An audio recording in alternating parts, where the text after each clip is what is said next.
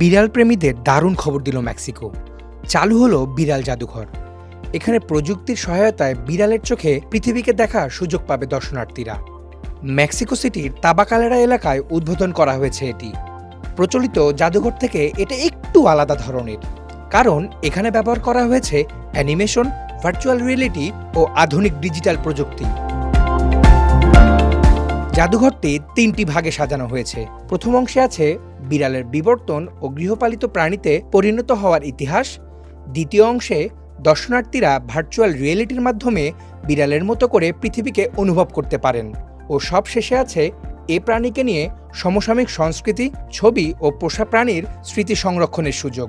জাদুঘরের প্রতিষ্ঠাতা মার্কোস সোটোমায়োর জানান, মানুষ যেন এই প্রাণী সম্পর্কে আরো বেশি করে জানতে পারে, এদের সঙ্গে সময় কাটানো উপভোগ করে, সেই লক্ষ্য নিয়েই এটা তৈরি করেছি আমরা। শুধু বিনোদন নয়, পাশাপাশি প্রাণীর কল্যাণেও অবদান রাখবে এ জাদুঘর। টিকিট বিক্রি থেকে পাওয়া আয়ের অংশ ব্যয় করা হবে রাস্তার অসহায় কুকুর ও বিড়ালের জন্য। কাউসার আবেদিন, হ্যালো বাংলাদেশ।